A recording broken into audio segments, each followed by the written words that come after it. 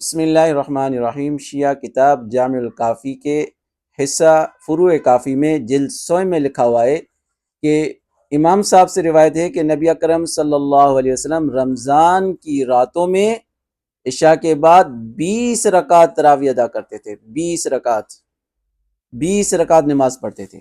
یہ ہے فروع کافی جلد 100 اور اس کے صفحہ نمبر ہے 363 پر ہے، یہ دیکھیں۔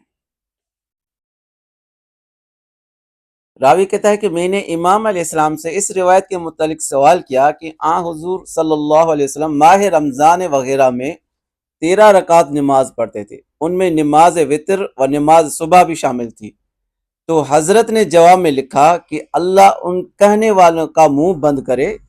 حضرت یعنی رسول صلی اللہ علیہ وسلم رمضان کی پہلی 20 راتوں میں ہر رات کو 20 رکعت نماز پڑھتے تھے۔